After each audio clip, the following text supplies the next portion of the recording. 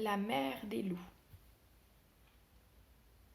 Tous ceux qui l'ont rencontrée disent la même chose, qu'il l'ait vue là-haut, au bout du monde, tout en haut, là où la mer, la terre et le ciel sont blancs et se marient. Ceux qui l'ont vue en Alaska près des ours, ou même dans la cordillère des Andes, sous l'altiplano, tous disent la même chose. Ils disent qu'elle est plus vieille que le monde et qu'elle porte sur le visage tous les chemins de la terre. Ils disent cela, et ils en sont éblouis. Ceux qui l'ont vue à Buenos Aires, dans un autocar, assise à l'arrière, sur un vrai fauteuil en faux cuir rouge, disent ça aussi. Ceux qui l'ont vue en Afghanistan, dans des champs de pierre, ceux qui l'ont vue dans les forêts de Pologne, le disent aussi. Ils disent qu'elle tire derrière elle un sac qui a la couleur de la terre et qui sent quelque chose qui bat. Parce que ce qui bat a une odeur aussi. Et tous ceux qui l'ont vue disent la même chose, même ceux qui l'ont vue dans les forêts de rhododendron en Écosse, ou même dans le nord de l'Italie ou sur les douces rives de la Dordogne en France, le disent.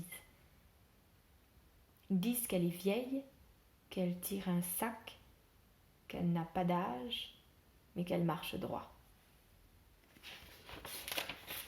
Et qu'elle marche en regardant par terre, et que régulièrement elle se baisse, pour cueillir, pour prendre, pour ramasser quelque chose qu'elle met dans le sac. Ouais, ils le disent tous. Ils disent que plus elle va sur son chemin et plus son sac est lourd, et qu'à un moment donné elle s'arrête et qu'elle vide son trésor. Et tous ceux qui l'ont vue disent la même chose, qu'ils se soient cachés à ce moment-là derrière un arbre ou collés à un rocher ou dans les hautes herbes. Ils disent que ce qu'elle a ramassé, ce sont des os, une multitude d'os, de l'infiniment petit à l'infiniment grand, que ce sont des os qui ont été blanchis par le sel ou le vent. D'autres qui sont encore pleins de chair, qui grouillent, ou d'autres qui commencent à ensemencer de la mousse. Ouais. Ils disent qu'à ce moment-là, cette vieille, là, elle fait des tas, elle trie, elle mesure, elle sent, elle caresse, elle baise, du haut, du bout de ses doigts, du bout de ses yeux. Puis quand elle a fait tous ces tas, parmi ces tas, elle choisit certains os qu'elle caresse davantage, qu'elle sent davantage, qu'elle semble reconnaître davantage, et elle les installe un peu plus loin sur le sol. Et eux, qui sont cachés, voient à ce moment-là qu'elle dessine avec des os une étrange silhouette. Et quand la silhouette est dessinée, elle la remplit avec d'autres os. Et quand son dessin est achevé, elle se lève. Elle regarde son œuvre, et à ce moment-là, elle est jeune.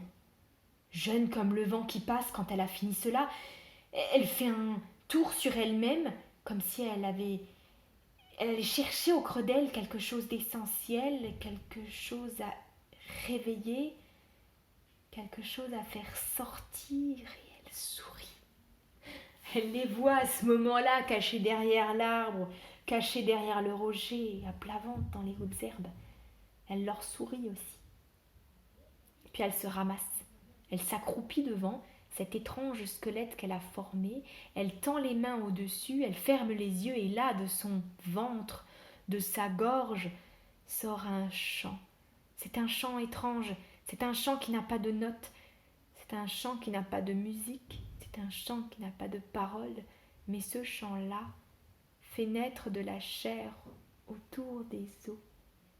Et la chair s'étire, se multiplie, grossit, grandit, et la peau apparaît, et la peau se tend, et les poils poussent. Certains disent qu'ils sont roux, d'autres disent qu'ils sont noirs, d'autres disent qu'ils sont gris. Mais là, soudain, tous disent qu'à ce moment-là, sous la femme qui chante il y a le corps d'un loup qui est là. Et elle continue à chanter, et eux, du plus loin qu'ils sont, ils voient les flancs du loup se lever et se coucher, se lever et se coucher.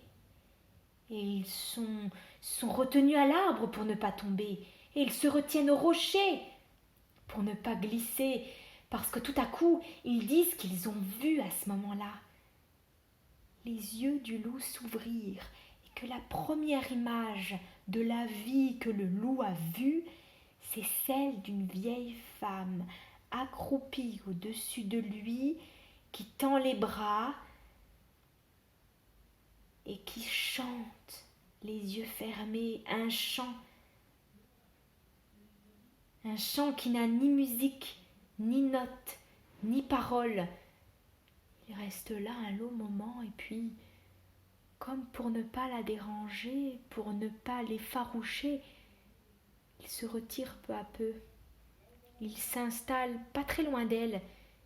Il s'assied, le dernier bien posé sur l'herbe ou sur la terre ou sur le sable, et puis les oreilles pliées, il la regarde longuement. Puis soudain, il choisit le parti de la vie et il disparaît. Il court, et elle le sait. Toujours les yeux fermés, elle pousse son chant de plus en plus loin pour lui dire « Vas-y, petit, vas-y, la vie est devant toi !» Et à un moment donné, il passe dans un rayon de soleil, il passe dans un rayon de lune, il court dans une rivière, et juste à cet instant-là que le loup devient une femme. Ils disent que parfois, lorsque la lune est rousse, la femme est curieusement vêtue d'une robe rouge qui pourrait raconter bien des histoires. Tous les hommes qui l'ont vue disent cela.